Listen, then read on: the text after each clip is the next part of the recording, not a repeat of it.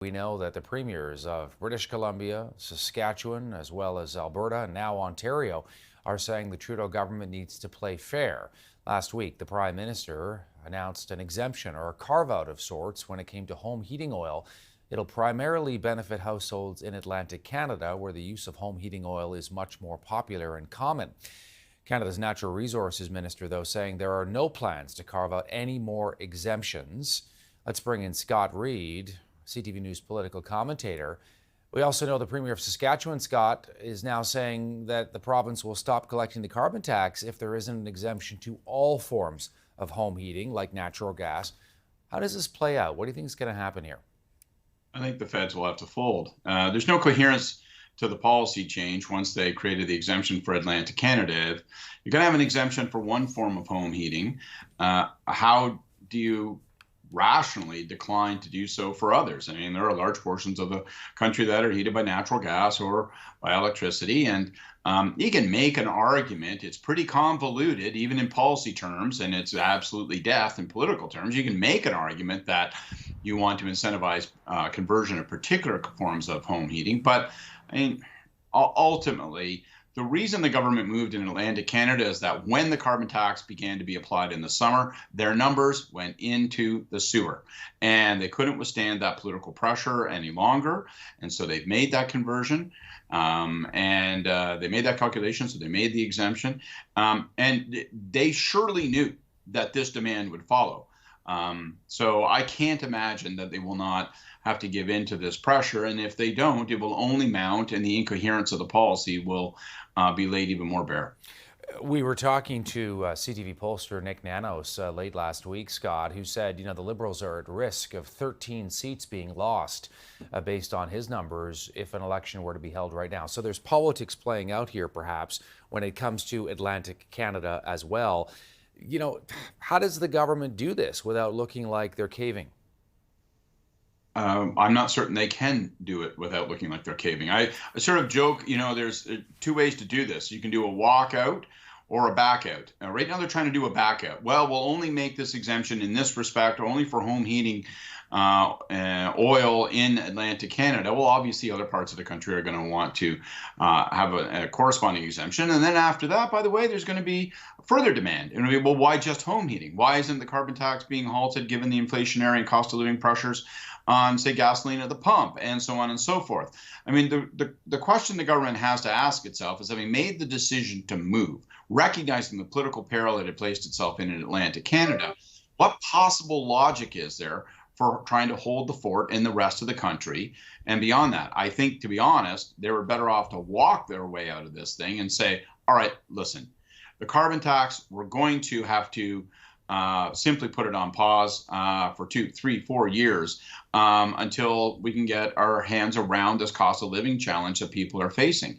And we at least will not add to that cost of living challenge. And their choice was to do that or not do that. But once they half did it in Atlantic Canada, they're going to have to do it everywhere else. And they're getting hammered on it by these premiers. They're now also getting hammered on it by Pierre Poilievre, the leader of the Conservatives. I'm curious, is there a way to sort of keep some of the carbon tax as sort of a key platform for the Trudeau government's environmental policy, but, try to have a win-win situation, or is that even possible? I think it's very difficult, to be candid with you. Listen, the carbon tax is not an environmental kite. It is an economic and political anchor. That's the reality of it. They've been talking about it as part and parcel and central to their climate plan for years. But now that it's hitting and now that it's biting, the truth of the matter is that it's just really, really, really tough timing given the overall challenges in cost of living and affordability that people are enduring.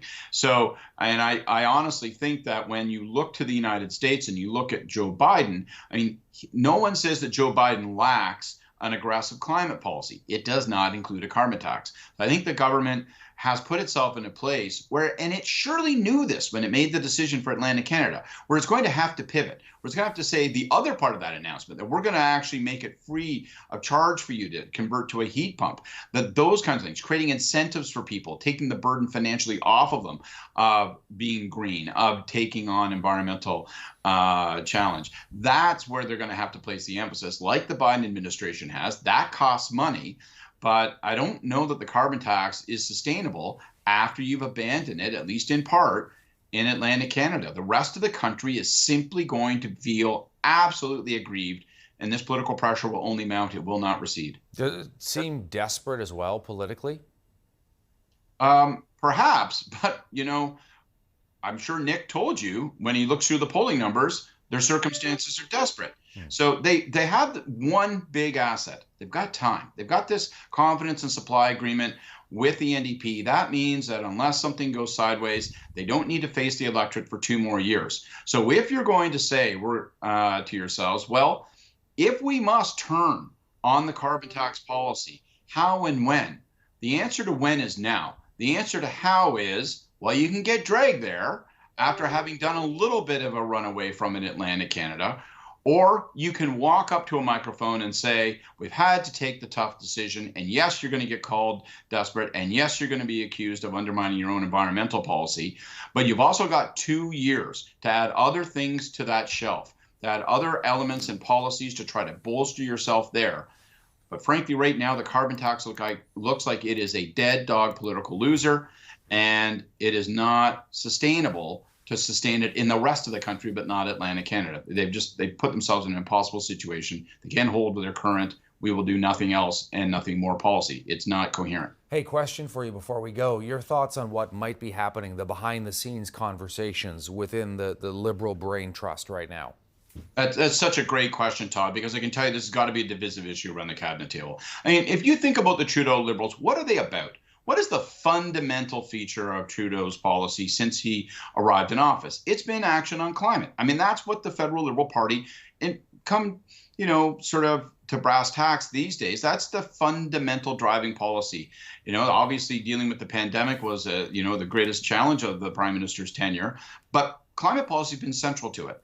And I think they're arriving at the point where they recognize, based on the decision they made in Atlantic Canada, that they cannot sustain the carbon tax and expect to be politically successful, that those 2 things are incompatible, that people do not believe that the carbon tax is essential to fight climate, that it will not have environmental benefits, but it will definitely have economic detriments for them. And so I think the government is going to have to face down that fact, and that's going to cause problems. Their environment minister is a lifelong environmental activist. He is not going to like this. Their natural resources minister is a passionately dedicated, I know, I've spoken to him about this, passionately dedicated advocate for these policies. They've got themselves in no man's land right now with the move they made in Atlantic Canada. My advice is, if you walked away in part from the carbon tax, now you should run away from the rest of it.